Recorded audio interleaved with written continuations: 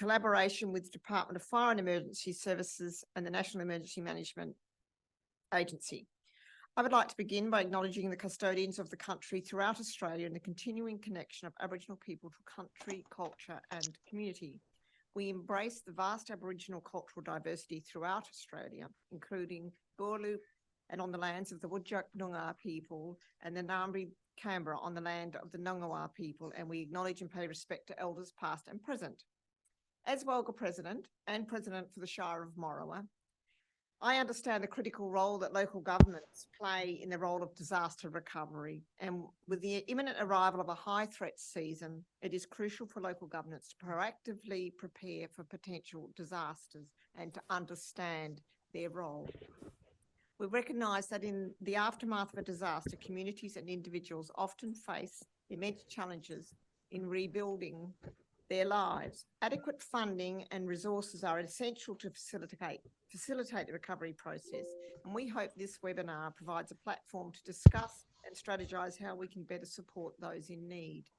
Today we have the privilege, and it is a privilege, of hosting a number of key stakeholders who play a critical role in the disaster management and recovery efforts. And I would like to acknowledge the following guests for today's webinar. From the Department of Fire and Emergency Services, Assistant Commissioner Kate Vivian and Director of Recovery Funding, Tim McNaught.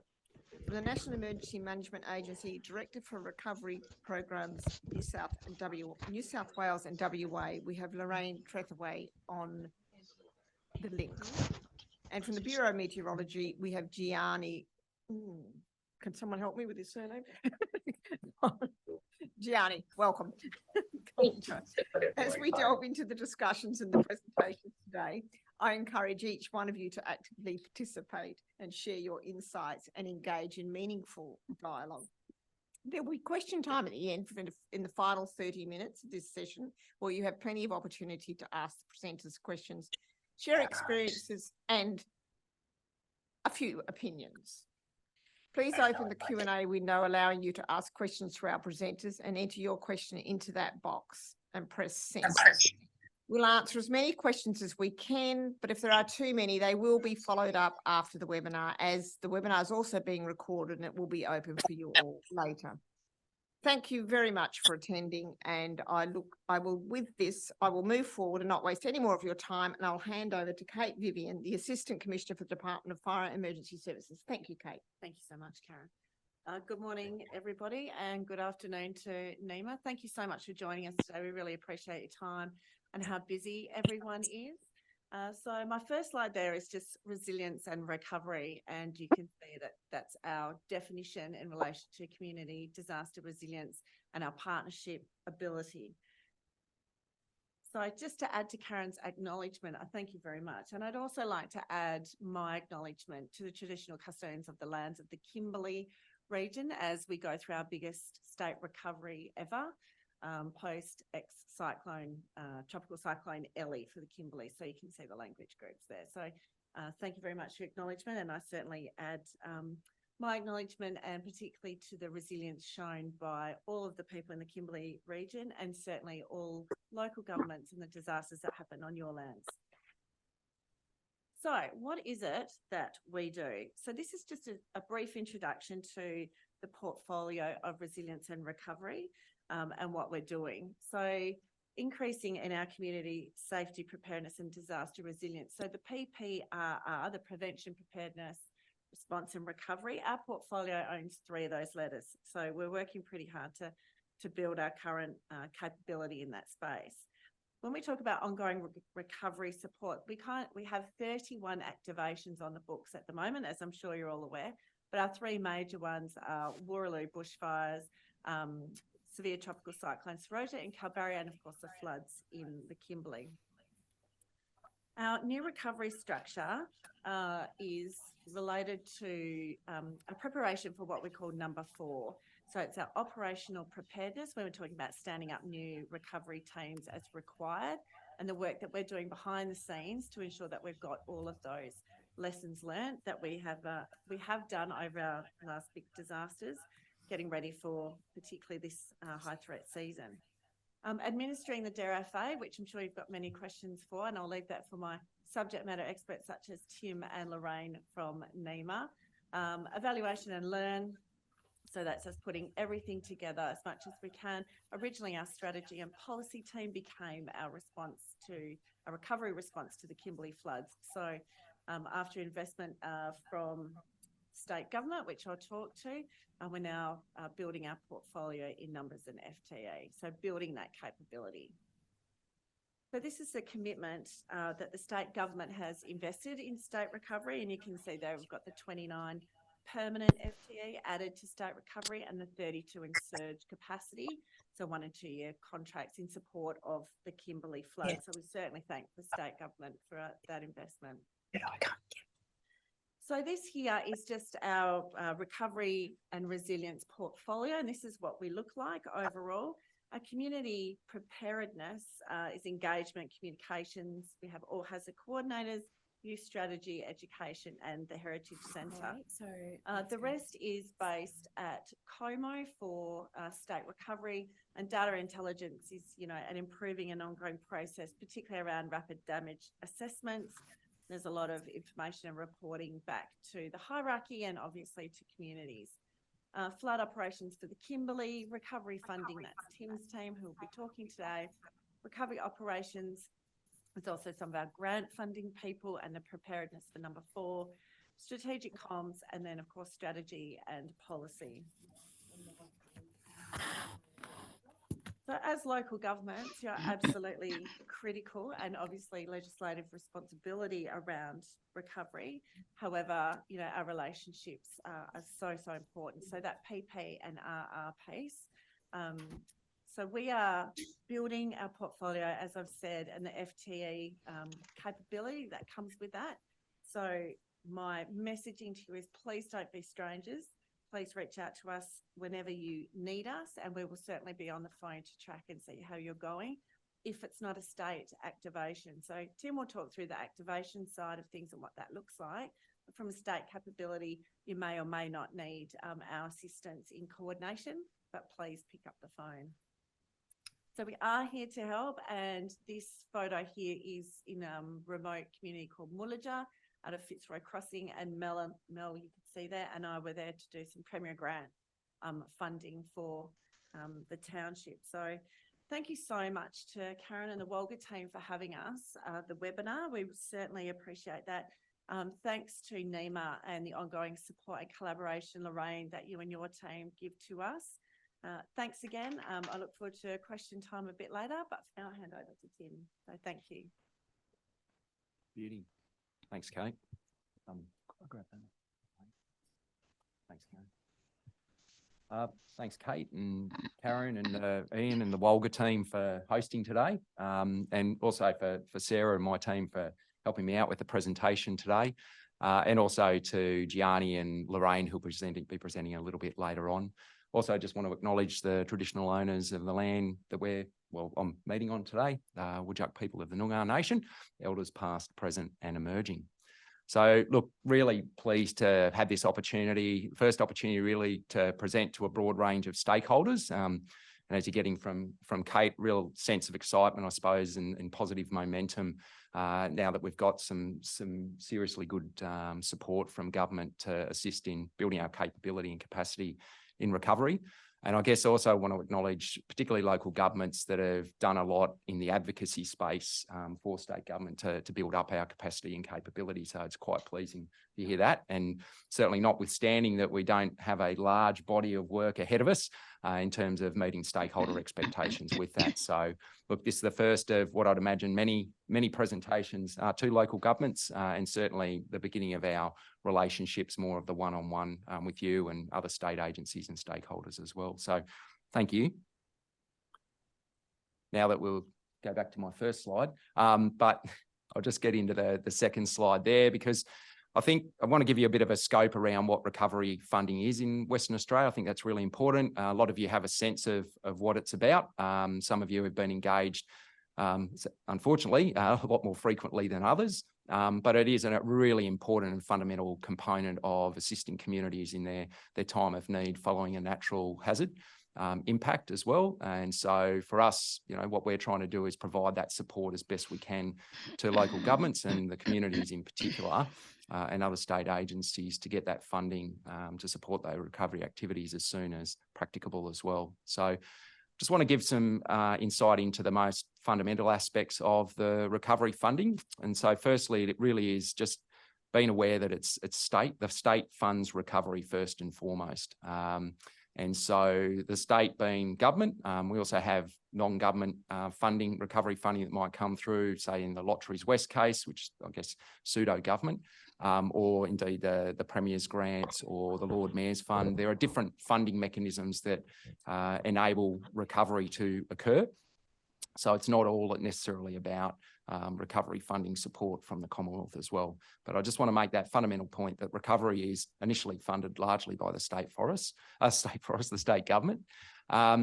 Secondly, then, is the way that we structure our recovery funding is to try to put some good governance around it. And we've got a strong relationship with the Commonwealth because the Commonwealth likes to co-fund recovery as well. So again, that's not all recovery measures, and I'll talk about that a little more shortly, and then Lorraine will give a bit more detail in her presentation. But it's important to recognise that the Commonwealth are a reimbursement mechanism for eligible recovery activities through our disaster recovery funding arrangements for Western Australia, which we more colloquially refer to as Dr. Farwa.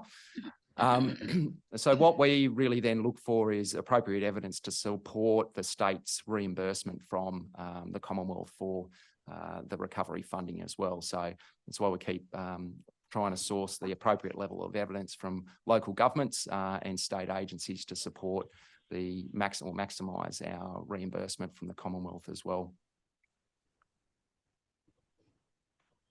So for us, in a very simplistic diagram here of, I guess there's some great photos of the bridge shortly after, and when it was still shortly after it was overtopped, and then an image of the deck, the new deck going across, is that we've got the Commonwealth and state government arrangements in place to provide that as funding assistance to support the individuals and communities. So I think that reimbursement mechanism from the Commonwealth is really important for us because the state wears a lot of cost for that recovery. And so it's nice having that reimbursement mechanism for us.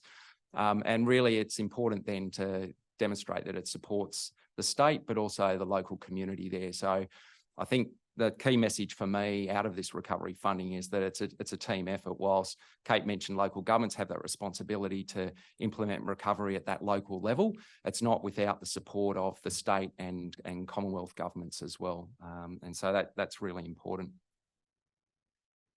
For us, the Dr. Farwa, so the DRFA for WA, is a reimbursement mechanism, but it's all important to also recognise that it is not some aspects as well. So it's not intended to replace or act as a disincentive for self-help. So we still want people to be able to manage their property appropriately, ensure that their properties are in good order and they're maintained. And in case of local governments or those that might own or have responsibility for managing assets, that they're managed appropriately. It could even be trimming trees, things like that, getting into some simplistic examples there.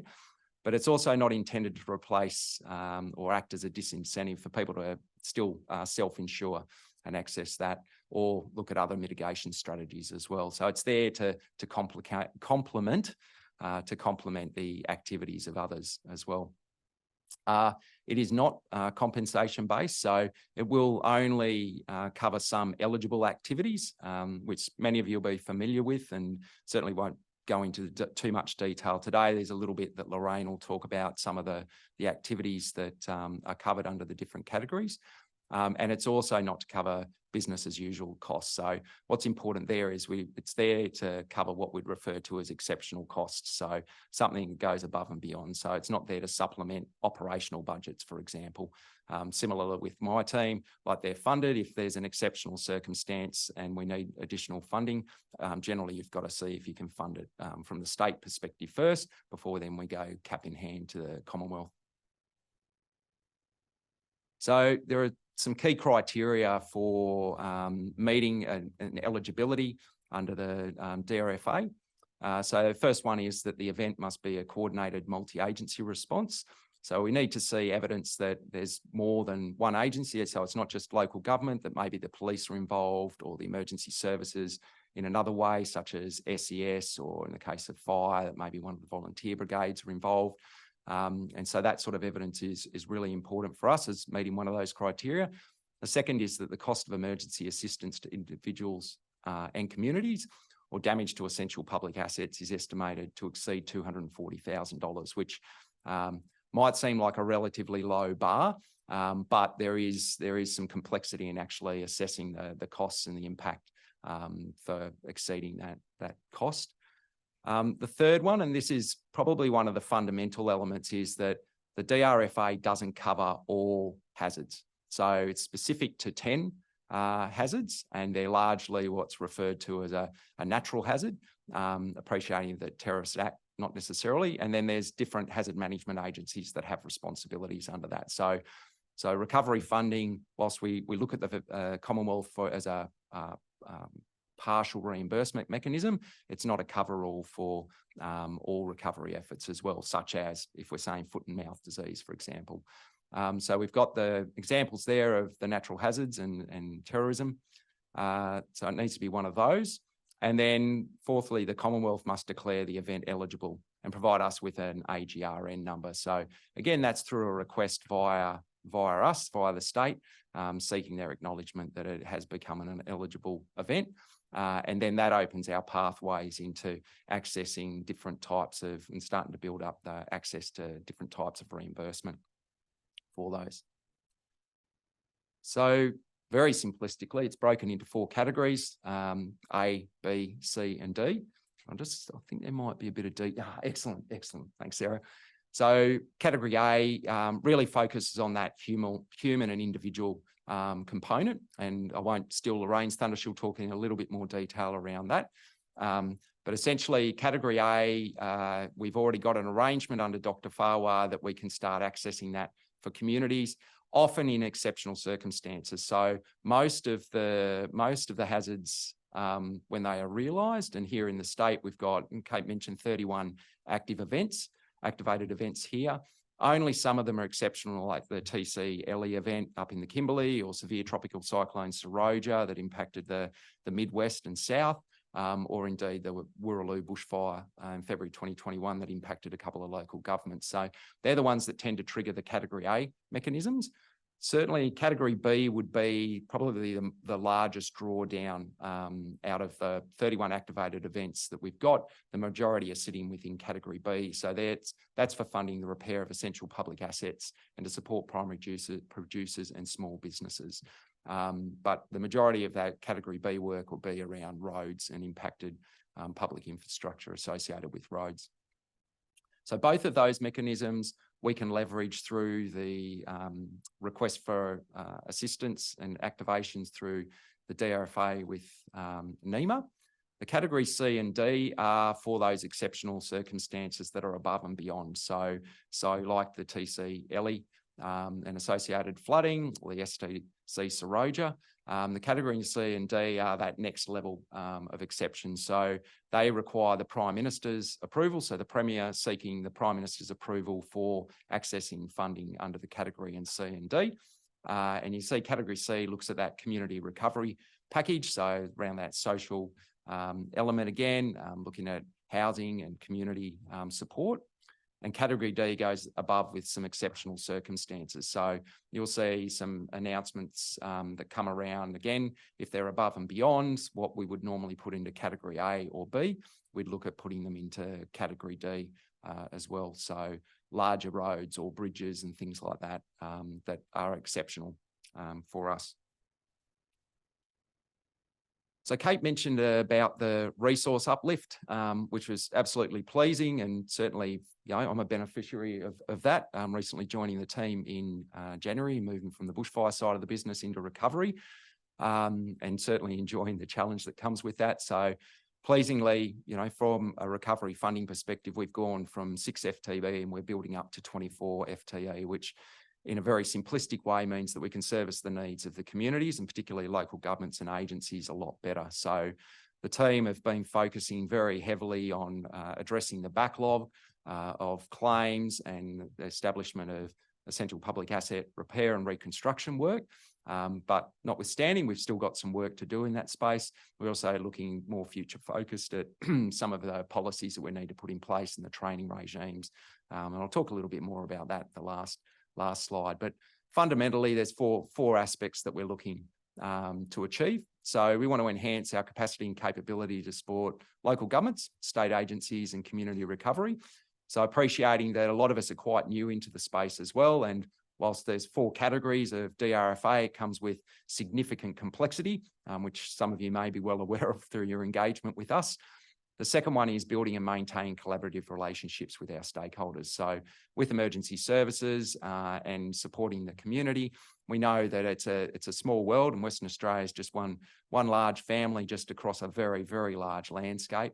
And so because we're still quite limited in terms of our resourcing, it really is about how we're supporting each other to get the best outcomes that we can. And that's through building and maintaining collaborative relationships, and also respecting the fact that there are always going to be those difficult conversations. And I certainly welcome those when, you've got some constructive feedback coming our way, or that we need to pull up our socks a little bit as well. So third one there is ensuring the administration of our recovery funding is effective and efficient. So that's probably a point of contention.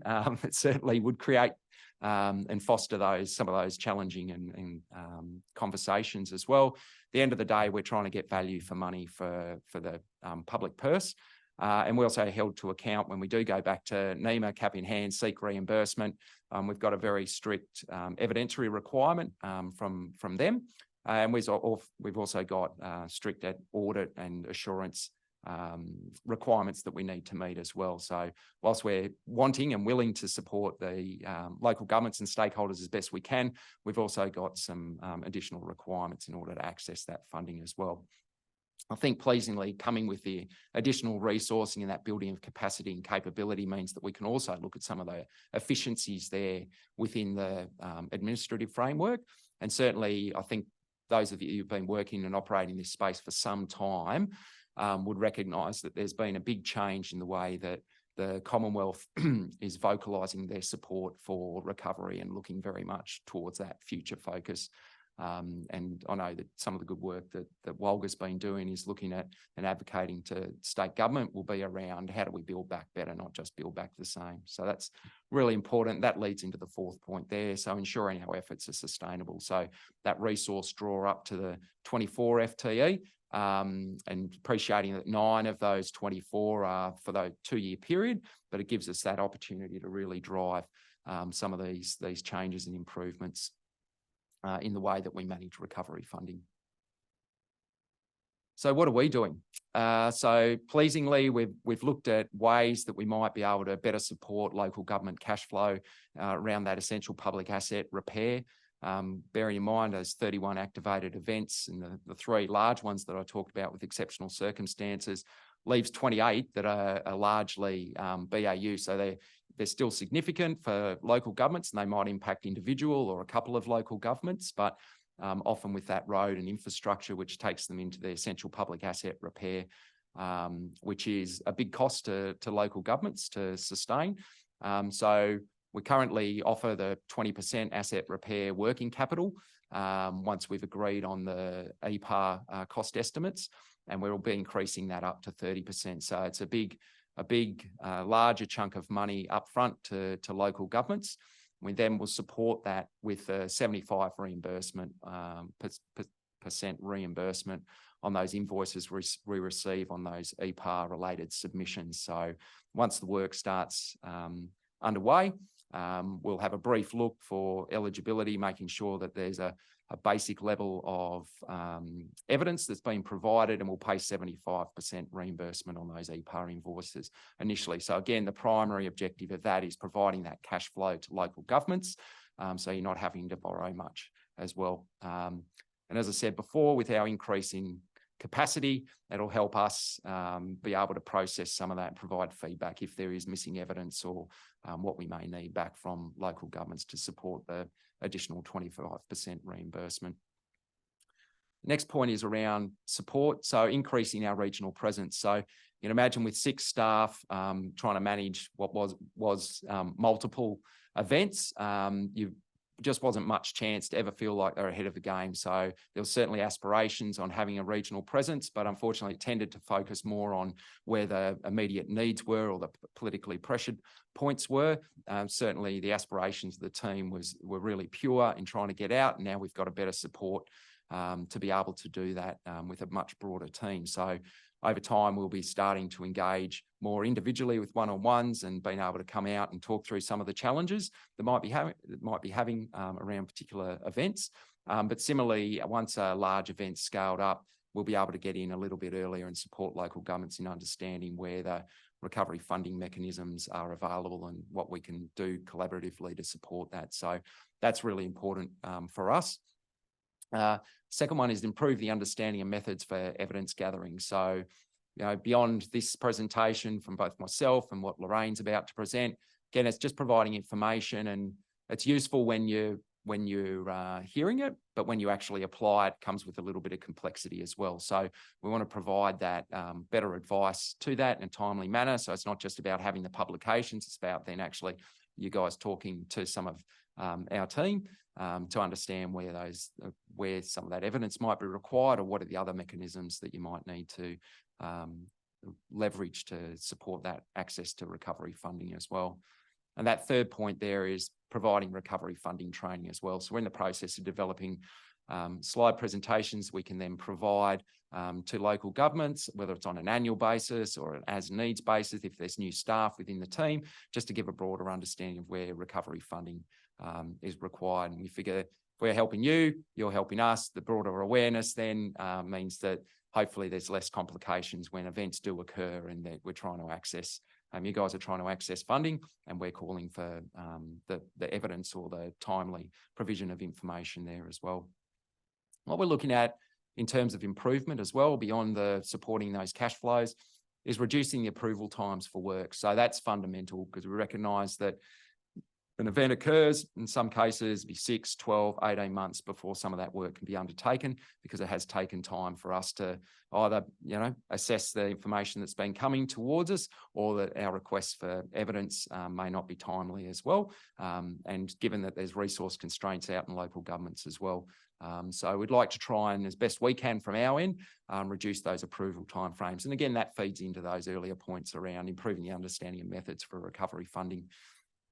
We want to be able to reduce our claim payment timeframes, and we've been able to chew into some of those timeframes really well, which has been pleasing. Again, recognising my earlier points around cash flow, the sooner we can reimburse you for those, the better as well. And we're hoping that 75% reimbursement mechanism will be a good avenue to incentivise you to get the claims into us as early as you can. The next one is around fact sheets. So we do have access to fact sheets. We recognise some of those need to be updated. We also recognise that there's an absence of some of those fact sheets that feed in with renewed policies. A lot of water under the bridge since 2018 when the DRFA was initiated. So we'll be able to focus on updating those fact sheets, improving our website to give that sort of contemporary feel, and then also assessing and developing some new policies as well. So we've been dealing with one with the Upper Gascoyne around fuel levy and increases in fuel price, which we recognise then has a big impact on the operational costs of activities as well. So we just want to be able to provide that policy support as well to local governments and give you some clarity and some, consistent advice. But similarly, those policies are important then to support any cases we're putting up to NEMA to then be able to leverage some reimbursement from them. And the final point there is around community funding package guidelines. So that's then back into those category A, B, C and D. Under DRFA, we want to have those guidelines ready to go. So when those big events do occur and we need to leverage some of those exceptional measures in there, that we've got the guidelines more or less ready to go, that we just need to tailor to the local context and then be able to provide them up to NEMA as soon as possible. So as I said, we can get some contribution or confidence that we can get some reimbursement from the Commonwealth, but then we can get the programs underway and support those communities in their recovery. And just on my final slide, and welcome discussion at the end Q&A session here at the end. But importantly, we've now, whilst each of the team have all got their individual phone numbers, one of the more efficiencies we wanted to create, we've already had a generic email that people could send requests or information to, or evidence, whatever the case may be. But we've now got a 1-800 number. So at any point, someone's going to be there on the phone within business hours, of course, but it also means that you're not reliant on calling someone and maybe they're on leave and the message isn't there or doesn't get picked up in a timely fashion. So the 1-800 number will be promoting through our emails now going forward as well. So thank you. I'll now pass the conch shell across to Lorraine. Thanks, Tim. I just want to check you can hear me okay? Wonderful. And so it says Jamie in the bottom of my screen, but I'm Lorraine Trithui, and I am currently acting Assistant Coordinator General of our Recovery Programs branch in NEMA. So my branch is responsible for the administration of the DRFA, working with the states and territories, and by administration, sort of the end-to-end process. So from when the state notifies us about an event all the way through to the claims process. So that's our job day to day. And I'm joined here, Crystal in my team, finance assurance team. I'll scooch over later and she will present a slide on assurance. And so that's my team for today. If we can get this, excellent. We can go to the second slide if that's okay. So Tim has covered a lot of, give you a quick overview of what the Roadshow does. So what we're doing is essentially going out, working with states and territories and engaging with them through to the councils to get a better understanding of how DRFA works out in the community before the high-risk season, weather season kicks in. I could have said that last week, but for us, I guess it really kind of started last week when there were bushfires in New South Wales and Victoria and storms. So kind of in the high-risk weather season now. But here we are. So our key purpose, though, is to support the state government and then through them, the local councils, because you're the ones at the forefront of disaster recovery. And we just would like to better understand how DRFA works. We do have a slide deck. We'll go through the slide deck, but Tim's covered a lot of some of the stuff. And so he's taken some of the thunder, but that's okay. If we just move to the next slide. So there's a couple of things there. Under the DRFA, states and territories have primary responsibility for responding to natural disasters, including the provision of funding to disaster-affected communities. And it's the Australian government supporting the states through the DRFA to alleviate that financial burden. The DRFA sets out the terms and conditions to which the Commonwealth will financially contribute in relief and recovery. As you know, as Tim mentioned, WA have their own disaster recovery arrangements with local governments in Western Australia. So, and those arrangements largely mirror what's in the DRFA, but at the end of the day, it's the state who can make decisions about what is funded and where that funding flows to. Can we just go to the next slide? So here are some basic principles that kind of underpin the DRFA, and some of them are just reflected in what Tim said there. So we consider recovery to be a shared responsibility between individuals and also all levels of government and non-government and business. So it's a shared responsibility. As Tim mentioned, it's intended as a helping hand rather than to provide sort of full compensation for all losses. And it doesn't replace the need for sort of self-help strategies, such as insurance. States should draw on their own resources before seeking Australian government assistance, and we are always looking for the sort of efficient allocation of resources. And as I mentioned just a minute ago, the states are not bound or limited by what we will agree to fund under the DRFA. They can deliver the recovery assistance as they see fit. If I just jump to the next slide.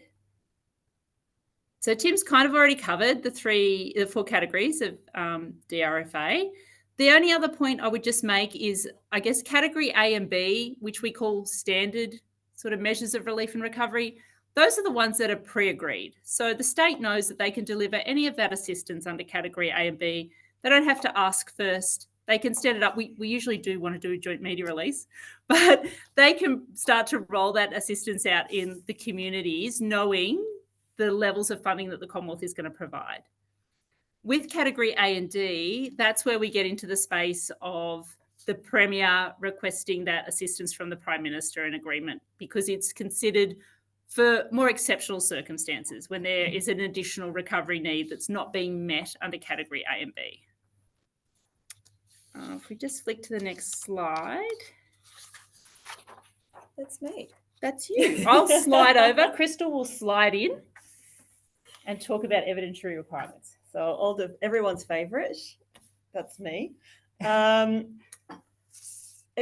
requirements. So obviously we are talking about spending public money, and as a result, this is why we require so much evidence to make sure that it is covered under the DRFA. And obviously, this is the painful point. And this is a big pain point that we're aware of for councils. However, this is not going away. And the reason it's not going away is, again, is because of the amount of money that's being spent on recovery. Whilst necessary, again, it's public money. We just have to make sure that we can justify it to the general public and making sure it's being spent accordingly. So there is flexibility in evidentiary requirements. We have a number of ways you can evidence expenditure. So the questions on the screen, so is the damage event related? Do we have both pre and post-event condition evidence? Do we have detailed invoices? Is the evidence we're providing linked to essential assets? These are the basic principles as far as we're concerned when we look at evidentiary requirements. However, if you go to the next slide, so these are some of the other examples we have by category. I could go through every single one of them, but I'm sure the WA state government has some handouts that it can probably provide the councils, but effectively invoices, photos and videos, funding approval letters for some of the packages for Cat C and D, all of these things will be accepted as evidentiary requirements. It gets slightly more complicated for EPA, as you would know, but Lorraine's going to talk about EPA in a minute because she's lucky like that.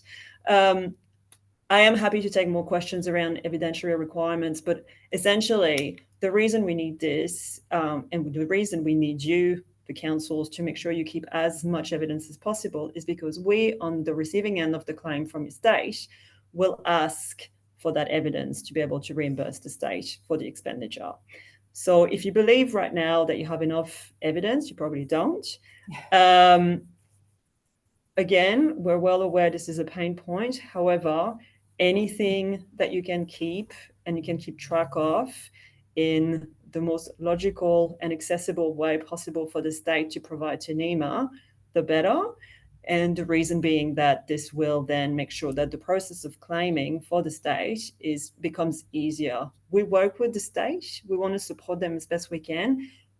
We can only do that if you support your state. So it is really about collaborating between ourselves. But yeah, this is why we need evidentiary requirements. Again, happy to take questions on particulars of this process. But this is a really important aspect, and I really wanted to drive the point home because Tim mentioned it as well. So yeah, and I'll pass on to Lorraine for EPA related slides. Would you mind flicking to the next slide for me? So of all the kind of categories of assistance under DRFA, repair of essential public assets is a really big financial component of the program.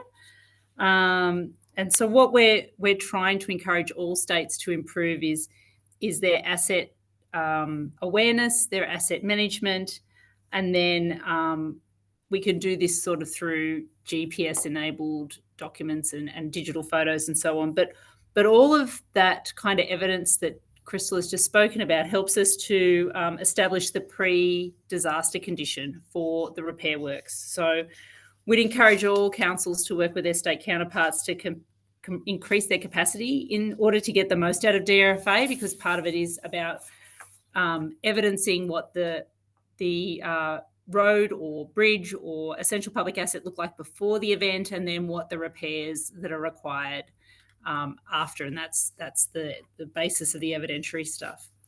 We go to the next slide, please. So another thing that gets a lot of airtime under DRFA is betterment. And there's sort of two ways that we think about betterment. There is the category B element of repairing essential public assets back to their pre-disaster function. And that involves, councils doing an estimate what the repair is going to cost.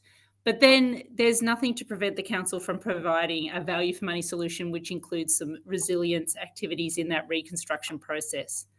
Then there is the sort of traditional betterment that people think about, which is the category D betterment. So request from Premier to Prime Minister to agree a betterment funding package. At the moment, we have those funding packages with Queensland, New South Wales and Vic at the moment. And this is basically where we can, during the repair and restoration process of essential public asset, we can do sort of significant works to make it better. It might be making it a road higher, or it might be replacing a bridge with culverts, and I'm not an engineer, let's just say that up front, but there's a number of betterment works that can be undertaken under category D. And we've really seen, particularly in Queensland, who've done a lot of betterment programs, that there is real value for money in terms of future costs not being realised because the betterment has happened earlier. And so the asset may be hit by a future disaster, and it's either the costs to replace it are not there, so we're not having to repair it to the same point, or we're finding that the asset is back being functional far quicker than it has been in the past. So there's some just examples of betterment. I think that might be the end of our slideshow. Can we just click to the last? That's it. Just questions now. So you've got our full attention. Thanks, Tim. Yeah, before we go to questions, we'll go across to Gianni. Thank you. Gianni, you still with us?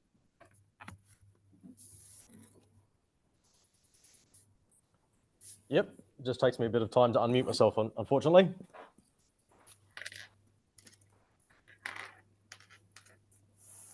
With that, I'm hoping you can hear me. We can hear you. We're just getting organised with your presentation. Brilliant.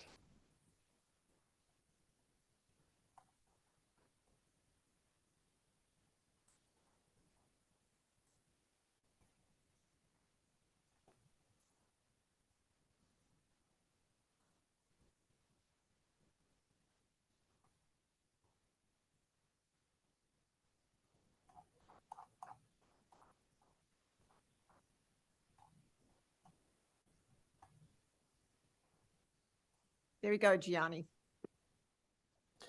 Fantastic. All right, so well, welcome everybody, and thank you for having me here to speak with you. My name is Gianni Colangelo. I'm a senior meteorologist with the Bureau of Meteorology. I've been in the Bureau for the better part of 9 years now, and 4 of which I've been embedded within DEFA's Fire and Emergency Services, assisting with everything from bushfire to flood to cyclone, Waroona, the Fitzroy floods, Seroja, Calgardup fires, the list goes on, and that is pretty much our wheelhouse. So I'll be speaking about some of those today and giving you a prediction for the season ahead and what that means for our risk profile as we head forth through the season. Thanks, Tim, or whoever's controlling the slide package. Thank you. Touching first, reflecting on the season we had up north in the wet season, cyclone season just passed, noting the 2 significant events that we had. Now, obviously one was quite a fair bit more impactful than the other, notably the XTC LE system. And 2 points that I would make quite pertinently here is making it quite obvious that often impact is not the most closely related thing to the number that is on the cyclone system. You can see that LE was a 1, went through inland parts of the NT, just on the right-hand side image there, decided to stop around Tennant Creek, turn around, go back through WA, stop, turn around, stop, turn around, stop and turn around again. And it's its behaviour that was the critical factor that drove it delivering the majority of 3 days worth of heavy rain in the same location. And then it did something almost similar near Broome there a couple of days later. You can see where it did a bit of a loop just south of Derby, east of Broome, and then eventually moved off. So almost the majority of a week in the same region, and 3 of those days in the same location. So it should be, well, it's no surprise to us the magnitude of flooding that resulted from a system that pretty much hung around the same area for 72 hours. Contrast that with a Category 5 system, TC ILSA, severe TC ILSA, that for lack of a better term, we got away pretty well with as far as direct impact was concerned. Granted, it did hit Pardew Roadhouse, but it did turn not 12 hours prior to landfall away from Port Hedland towards the southeast and made landfall as a Cat 5, and then held strength through inland parts of the Pilbara and even moved over Telfer as it was decaying through Category 2 and then below. And so you can see that it wouldn't have taken much for a Category 5 system to hit a major town, and then we would have been discussing very different sets of disasters with the severe TC ILSA on top of XTC Ellie's flooding. So those are 2 examples of very, very textbook systems, one slow-moving low that results in flooding and one relatively fast-moving wind-focused cyclone that, depending on where it hits, its impact will be wildly variable. Thanks for the next click. And just on the right there, you can see the heaviest of the rainfall for that week is focused specifically on those areas that the system did a loop, both through the inland parts of the Kimberley and also the western parts of the Kimberley. So behaviour of the system often is far more impactful for flooding than the number of the cyclone, the number of the category of the cyclone. Thanks. So 2 slides that I'm just going to give on the climate, and I won't labour the point. I want to set the tone for a couple of comments that I've got later on, and a lot of what we're showing here is pretty common knowledge nowadays. We've got obviously on the left-hand image the increasing temperatures both over land and over sea, increasing the sea surface temperatures also, which would be a pertinent factor for the high threat period. And on the right-hand side, that indicates the rainfall deficiency over the recent decades in the Southwest Land Division, in particular in the southern parts of Australia, for which we are focused in the southern bushfire season at the same time as we're interested in cyclones further north. That is intended to set the tone as we move forward. So do note that we've got that underlying long-term trend towards exacerbated drought conditions as we head to the next slide, where we will just touch on. It's one thing to say that we've got increased heat in the landscape. Now, whether it be as a result of global warming or as a result of individual hot days or as a result of a particularly warm summer season, if I just address what temperature does to the landscape, because I believe it's not common knowledge that temperature impacts many more factors in the weather than just simply temperature is 1 degree higher than it otherwise would have been, and then you call it a day. What happens is if you increase temperature, you get all of the 9 panels on the screen, or at least you can. Top row, you automatically reduce the relative humidity. So I've got 2 glasses there. One is, well, they're both holding the same amount of water. One is 80% full and the other one's 50% full. So we've just increased the height of the glass, like increasing the temperature. The amount of moisture has remained the same, but the relative capacity has decreased. So that's what happens with relative humidity. So automatically you're increasing dryness. And then evapotranspiration, if we go across. So if you've got warmer conditions and dry conditions, then whatever rain has fallen, whatever water is contained in the fine fuels is able to evaporate and transpire from the pores more readily than it otherwise would. And the same thing with the fine fuel and soil moisture. The second row, when we get into the fire space, higher smoke plumes because it's hotter and drier at the surface and the hot air can rise further. And if there's enough moisture in the upper atmosphere, you create thunderstorms more than you otherwise would. And then on top of that, with the previous 5 points, if you've got more thunderstorms and more higher smoke plumes and drier conditions at the surface and drier atmosphere, then you've got more greater propensity for dry lightning. you can see where we're going here. And then the final row is the compound effect of all of the above, and the fire danger ratings always have considered the array of conditions above. You automatically get a higher fire danger otherwise, rather than what you would normally have gotten.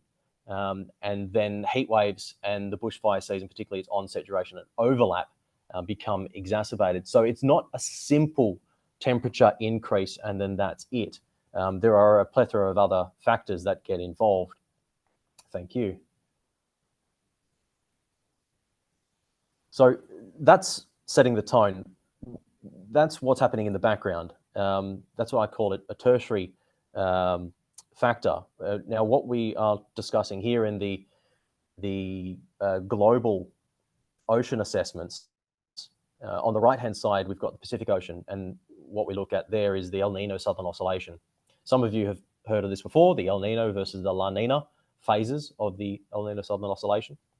And on the left, you've got the Indian Ocean dipole. And they're essentially very similar metrics. We track the oceans to determine where the warmer waters are in comparison between the west and the east of those respective oceans. And so up the top there, I've got in red, in those red headers, the dry variant for Australia. So that's where the warm waters have gone away from the country. And why are we focusing on warm waters? Well, because oftentimes warmer waters create more evaporation, more cloud, more rain, tropical lows, floods and cyclones, depending on what time of year we're talking about.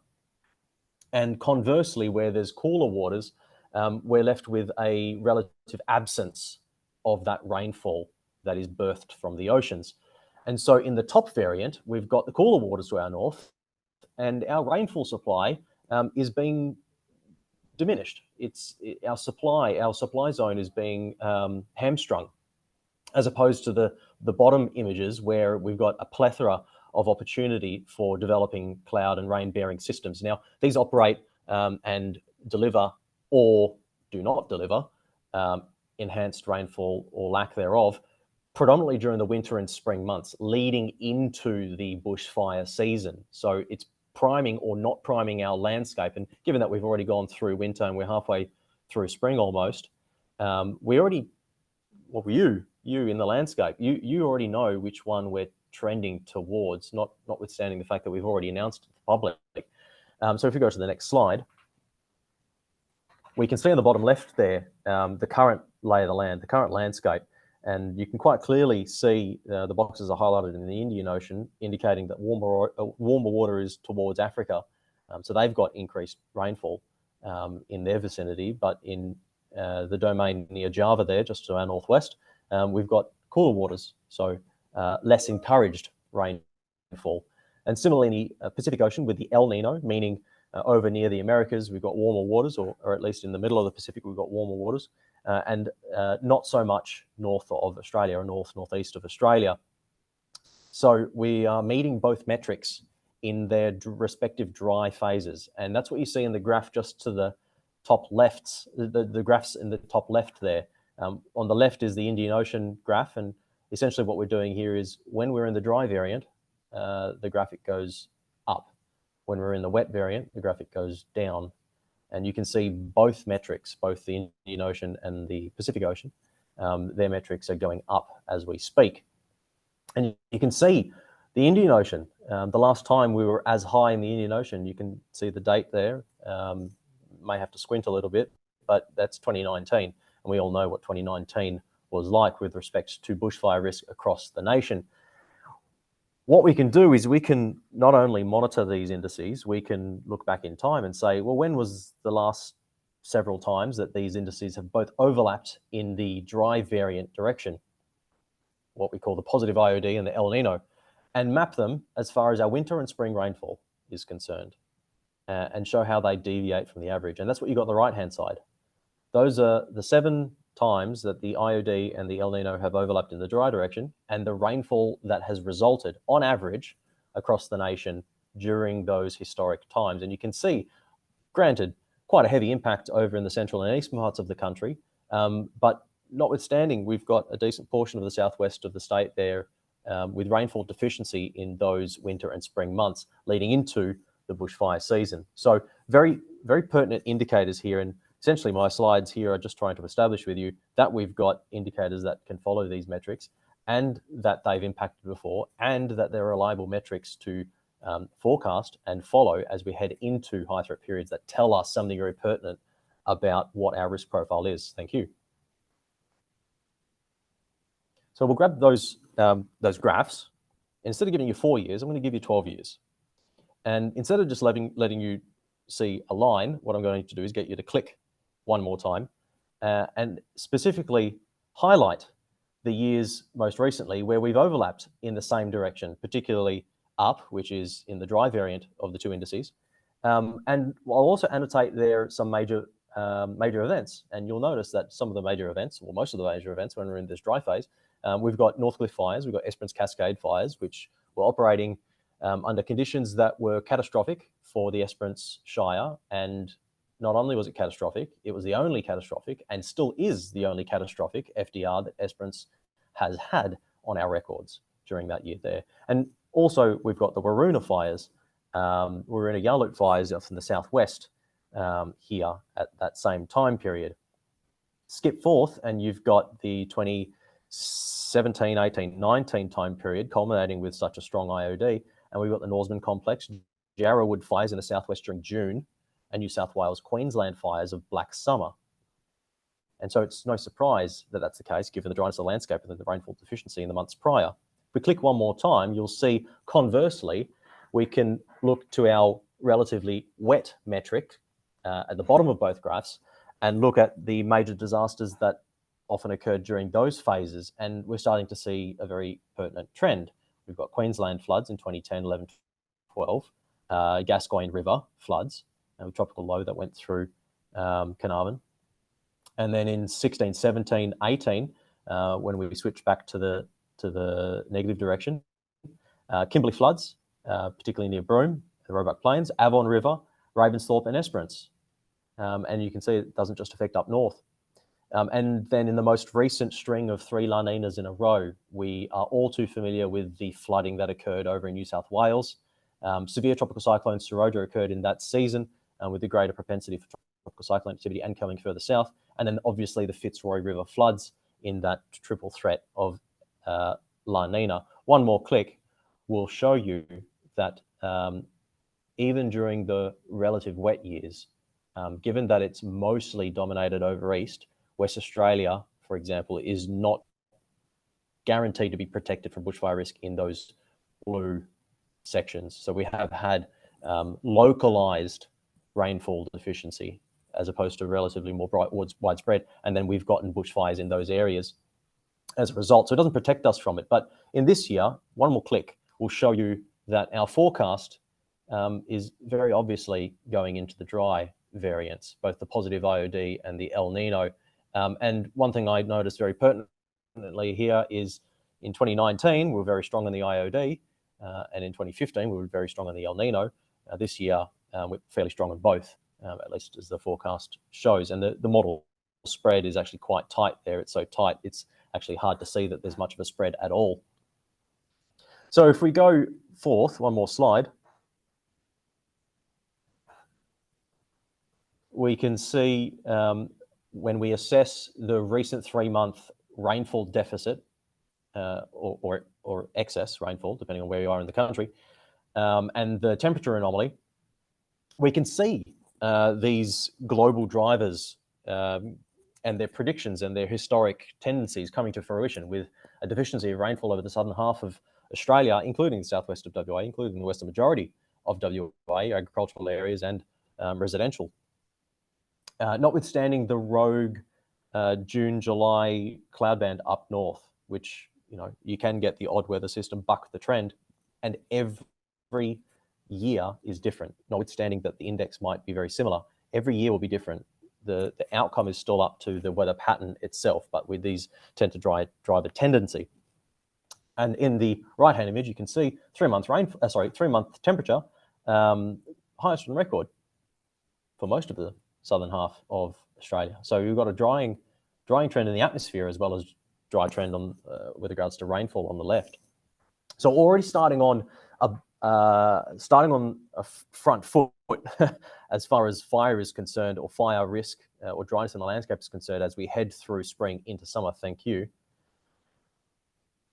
And that's commensurate with the assessment of soil moisture. So on the left here, you've got the soil moisture profile. This is both monitored and modeled.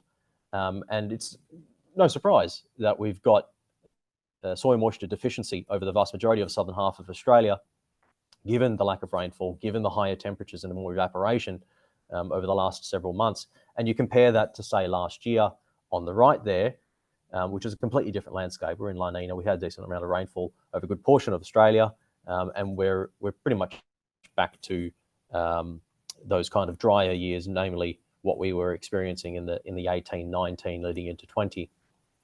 Granted, there are some factors that are slightly different. Thank you. So then what is the forecast? Well, what we've got here is a comparison to average. The forecast confidence of being either above or below average. And on the left, you've got maximum temperature, and we're very confident. We've got the modelling shows above 80% chance in almost every location in Australia of its location residing above average. Very similar thing with the minimum temperature, and the rainfall isn't going to necessarily help. Not that we're expecting that much rainfall in the southern parts of the state, but tending on the more likely drier than not side of the fence. And again, notwithstanding that you can get rogue systems deliver heavy rainfall in an area, as you do in summertime, particularly further north. But if we go through one more slide, I'm just getting a bit of feedback there, just a reminder for mute. One more slide, you can see not only are we confident of warmer than average conditions and drier than average conditions, if we separate the parameters to only identify the highest of those projections, i.e. the likelihood that we will get a resulting season that ranks in the top 20% of temperatures is what's on the left. The likelihood that we'll get a season that ranks in the bottom 20% of rainfall is in the middle, and the soil moisture projection is on the right. The left-hand image is what I'm focused on, and that's a pretty strong indicator for heatwave risk, persistence of bushfire, danger being increased, and the risk that you've got greater extremities, as well as duration, and as well as frequency.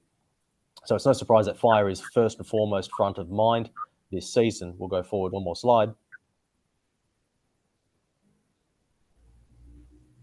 And I'll finish it off with a commentary about I started off with cyclone reflection, and I'll finish it with cyclone commentary. One of the things that drives our cyclone prediction for the season ahead is very simply whether we're in El Nino or La Nina. And this shows the historic frequency of cyclone activity and their tracks during an El Nino phase, which is the dry variant up the top, and a La Nina phase, which is the wet variant at the bottom. And you can see that it's not just confined to the eastern states. In fact, if you look to our northwest, okay, we've got a bullseye of very frequent thunderstorm activity, very frequent cyclone activity off the northwest coast, irrespective of if we're in El Nino or La Nina. So we're pretty confidently going to get cyclones pretty much every year, or at least tropical systems. The big change that you see between the two phases is down the west coast. And in the El Nino years, we've seen historically cyclones struggle to get much further south than, say, Carnarvon or Shark Bay. But in La Nina years, that frequency starts to increase quite significantly, such that we're automatically reflecting upon Seroja, making it that far south. The risk profile increases further south quite markedly between the two phases. But the thing that I must emphasize is that even during an El Nino year, even though the magnitude of that blob has decreased in frequency, 20% in history, that is still the bullseye of cyclone activity for the Australian region. And we still do expect cyclones, perhaps slightly less frequent than otherwise, but we still do expect them. We go forward one more slide. Final commentary to those in the know. We have changed our tropical cyclone forecasting services from a more text-based system on the left to a more graphical-based system on the right. So by all means, please go and check it out on our website. And with one more slide, I believe that's the end of the slide package. And a quick summary being that our focus is primarily on the increased likelihood of bushfire risk, drought, particularly extreme heat, very much increased chance, and the storm parameters are either inconclusive for some attributes or slightly below than average, notwithstanding the caveats I just mentioned about the normal frequency of these events. Thank you. And the final slide is just a call for questions and a bit of contact details. Thank you.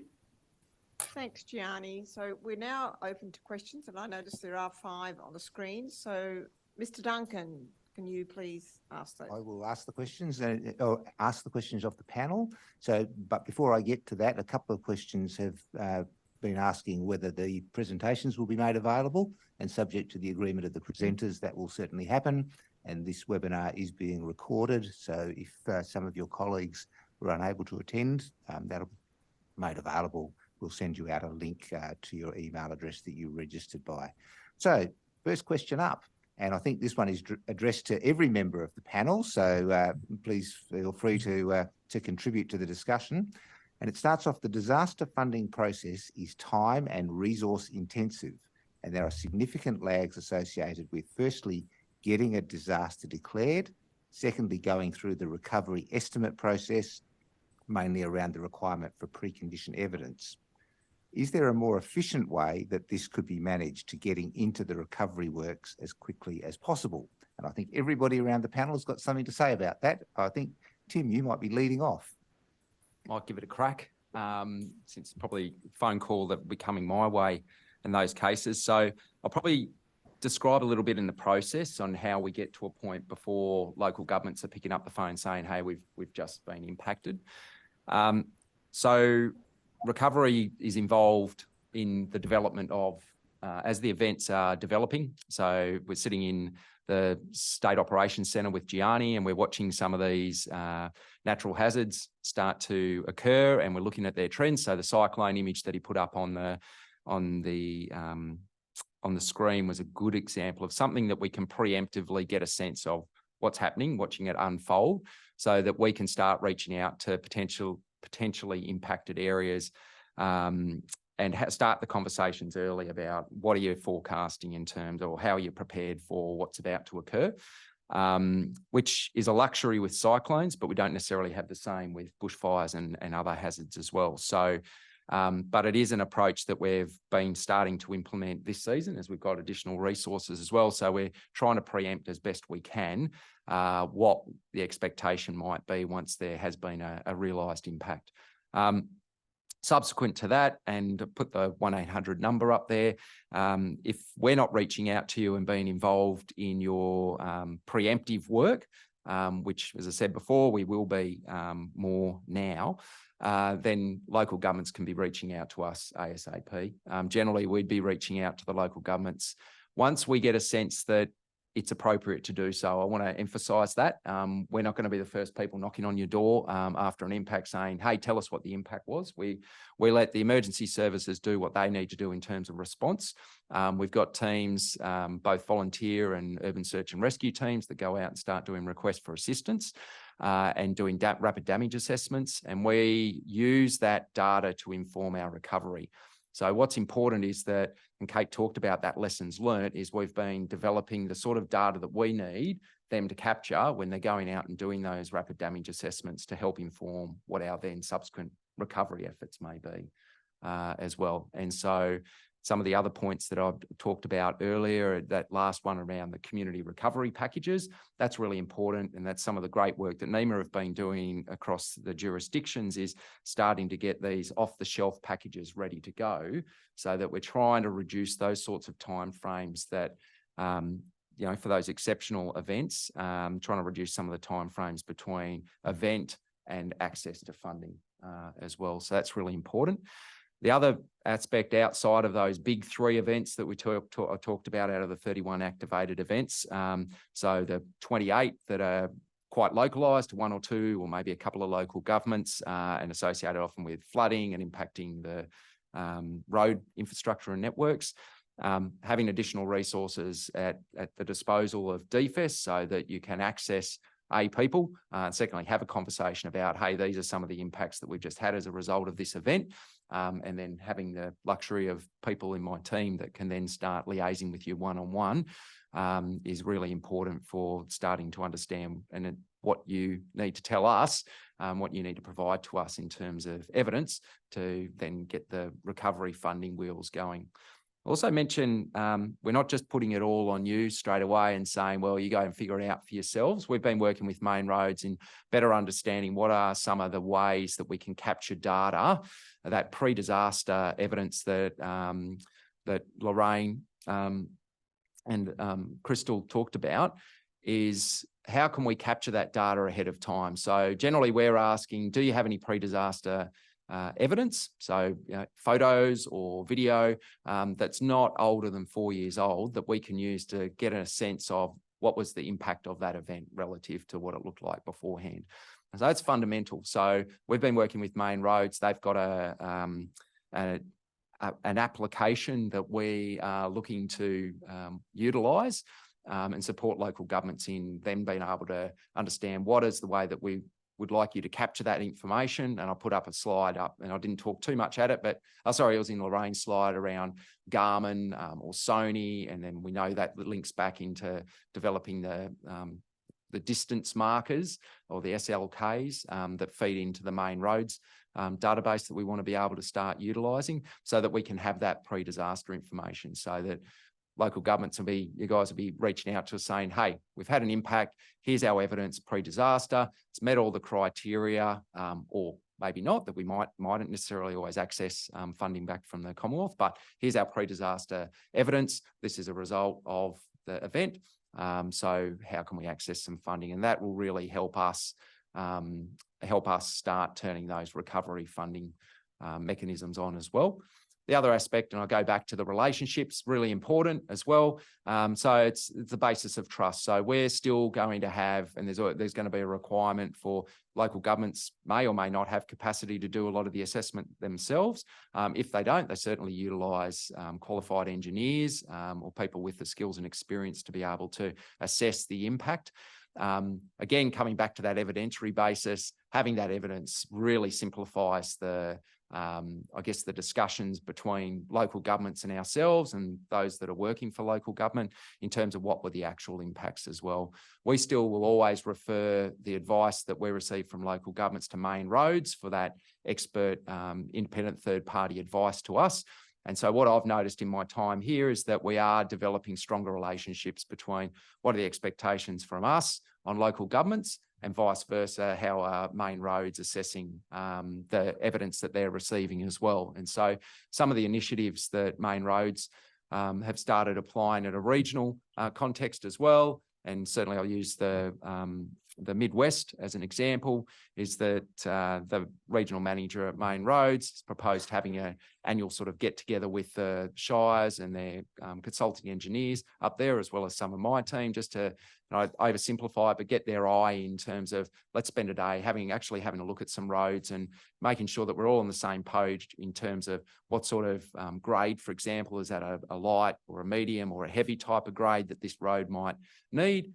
So just aligning those expectations and trying to simplify some of those assessments, because often we'll get stuck in some differences of opinions, which again doesn't get the roads fixed. And we talk about efficiency and effectiveness of funding. Also, I want to be quite specific that it's not to supplement the absence of maintenance. It's there to support the recovery of and re-establishment of some of those roads as a direct impact of an event as well. So that pre-disaster information is really important. So we are working on trying to improve some of those administrative systems as well.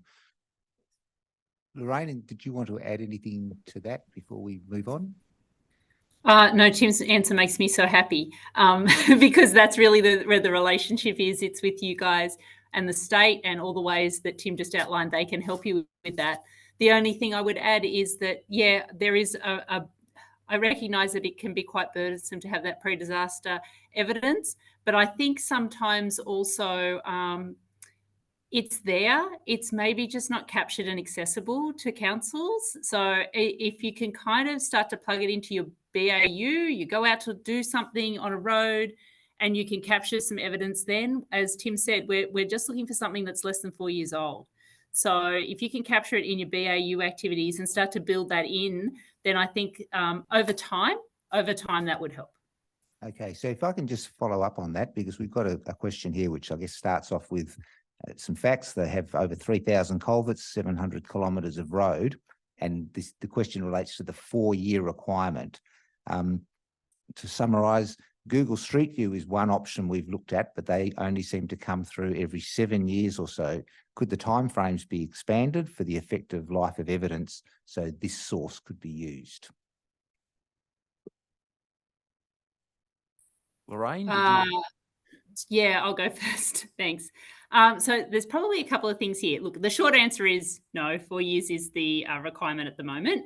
There's a couple of things that play into this, though. One of the things is obviously this is coming up from councils quite regularly, and we're really aware of that. And we're sort of trying to look nationally at what kind of activities could be happening to capture condition of roads. That's sort of a pie in the sky hope we could do something with, Department of Infrastructure or capture some of that data.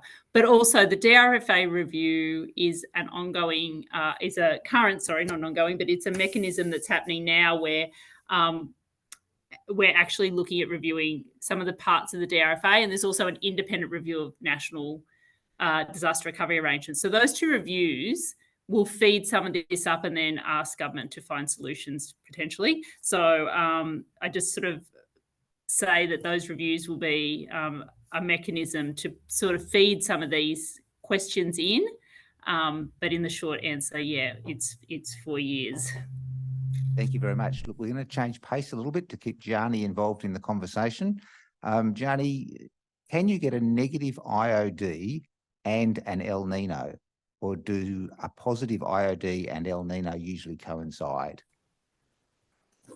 Technically both. So it is often the case that they coincide by virtue of, if generally the waters north of us are warm, it's warm compared to both the East Pacific and the West Indian. And likewise, if the waters north of us are cool, it's often they're cooler than the waters on the other sides of the ocean. So oftentimes it's what is near us is the common factor when comparing what is near us versus the other side of the oceans. So that's what drives the similarity between the indices, either both pointing towards us or away from us.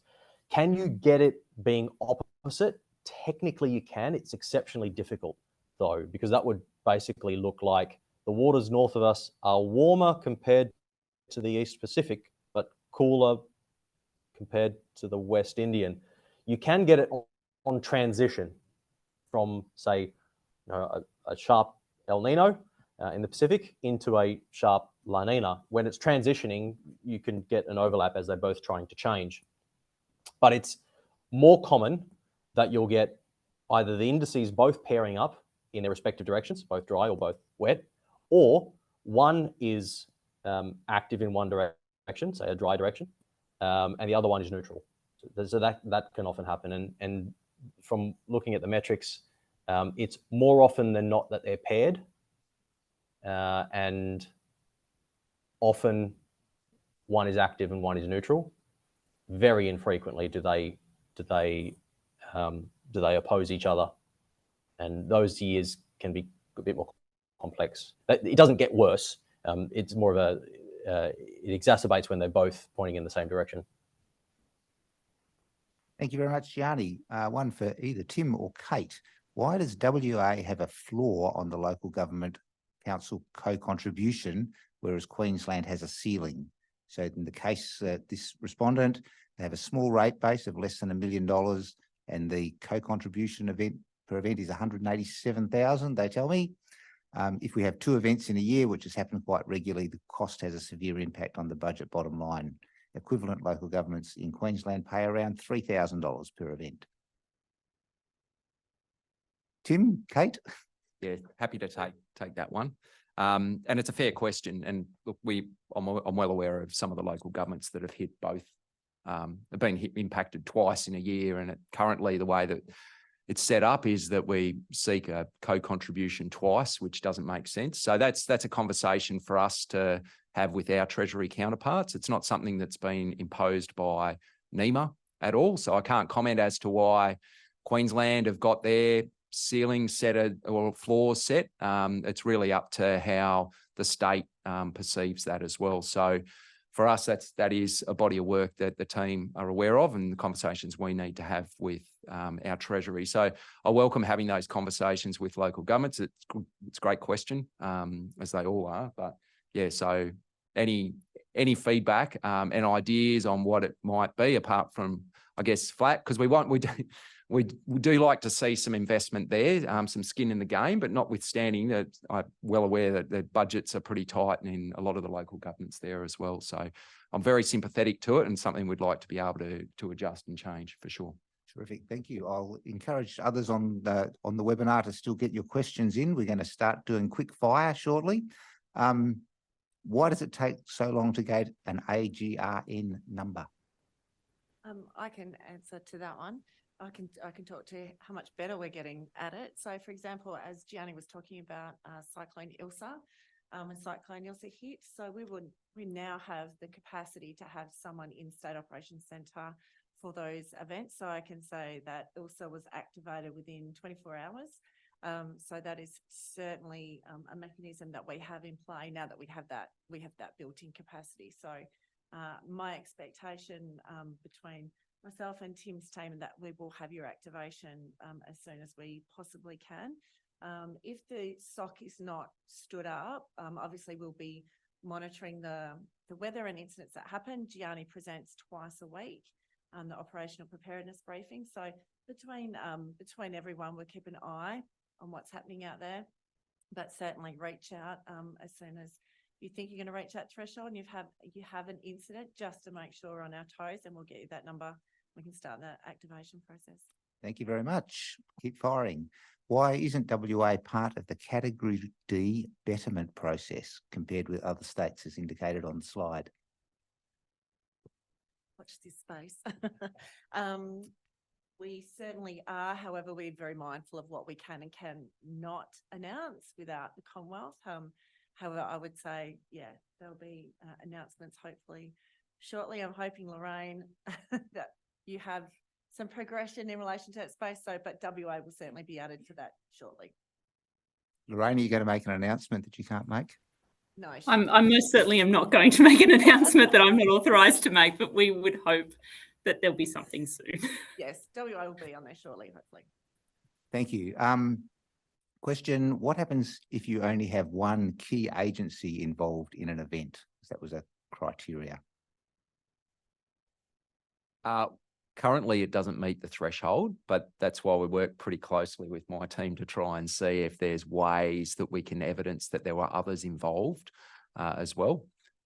So I don't know if there's too much from a NEMA space on that at the moment outside of the review, which hopefully we'll hear a little bit about how that's progressing. But I know it's a fair question from other jurisdictions as well. So certainly working with my team, as Kate said, reach out as soon as you can, and we'll provide as much, try and help support that demonstration that there was more than one agency involved. My personal suggestion would be have a think about how you might engage. If you've got volunteers, have a think about how you might engage volunteers in that recovery effort, not just relying on main roads to close it. So an agency, doesn't have to be emergency services, doesn't just have to be police or DFS, it can be main roads, it can be other government agencies as well. And if I can just add to that, if I can expand the lens post just recovery funding as such, but in relation to any way that we can help or guide something that happens within your local government area that's beyond just damage, for example, active arm offender in Calaberan recently, we as the state recovery, portfolio, we own recovery or the coordination piece for all hazards, so 27, nearly 28 hazards. So anything that impacts your local government, please reach out to us. We obviously have a bevy of contacts across all of government that we certainly like to help. Even if it's not a state activation, we'd still like to help you recover from a local government perspective. Thank you very much. This is a question that I certainly hear in my travels. Who or how do we arbitrate a professional disagreement between the professional engineers contracted by local governments, Main Roads and DFIS when they have different views about the treatment, the damage, those sorts of things? Oh, at the moment, I guess, you know, the advice, and I mentioned this in the presentation, is that Main Roads are the independent third party. They're the state. They make a decision on behalf of the state. State govern the recovery funding. So they basically, there is no arbitration mechanism beyond negotiation conversations between parties, but certainly my team and I would fall into the advice of Main Roads. So that's probably really important to recognise, which is also why we're quite supportive and keen to see the regions and through Main Roads, but also the local governments working with those consultants to, as I mentioned before, get our eye in. So there's some consistency in there. Because at the end of the day, I guess the to and fro between local governments and us is time that roads aren't getting fixed. And so that's certainly been put a long tail on some of these as in terms of the recovery efforts. So we'd like to try and lessen that tail. So it really is about those relationships, and they're respectful. And of course, there's going to be differences, but I'll reiterate that point that Main Roads call is going to be the call that we'll follow as well. So, yeah. Thank you very much. This is probably a question again for either you, Tim, or perhaps Lorraine. How do you go about interpreting photos which are a two-dimensional representation of what is a three-dimensional damage issue? I guess the question particularly goes to if we're starting to use, you know, Street View and those kinds of technologies. You know, how do you show the depth? Fair question. And look, you know, trying to give us an opportunity to understand what that third dimension might be. So using rulers or some metric to give us a perspective. I think plenty of us have walked up steep hills, taken a photo, and their friends look at it and go, "There's not a steep hill at all." So I think anything that can give us a relative sense of what that, to provide that third dimension, if you like, is really important. I mean, going back to that culvert example before, we know that if you're driving the road and you've got 7,000 culverts, you may not be getting out to take a photo of every single one every single year. So again, it's just going down to that practical reality. If you've got some that are more susceptible to flooding, you know your roads better than we do. Taking that evidence when you can is fair. And then also, I guess, post-impact, it's also, you know, engineers have a pretty good sense of what a culvert that hasn't been attended to for a long period of time might look like versus something that's been regularly cleaned and maintained as well. So there is that sense check, and that's where we do rely on the professional opinions of, you know, consulting engineers or local governments or Main Roads to give us that relative sense as well. And I guess we always come from the basis of we'll go with belief first, and rather than disbelief until proven the other way. We do look at the evidence and try and then guide what is the, you know, ask the questions appropriately to try and get that third dimension, if you like. If it's not, you know, evident in that photo, then let's have a conversation about it and try and understand a little bit better. Thanks, Tim. I'm sure that there's further questions which will be responded to later. But look, seriously, I think this has been an absolutely valuable morning. And I thank Tim, Kate, Lorraine, Crystal, Gianni, thank you very much. And to Mr. Duncan for organising this. I see that we can all walk away today so much better informed. Had I experienced this webinar before Saroja, I would have been better prepared. And I'm hoping that not many of us get to know Kate better or Tim better this year. Hopefully we stay quite distant for a while, and you too, Lorraine. So thanks very much. Pass this on to other members once the record comes out. So thanks. Have a good afternoon. Thank you.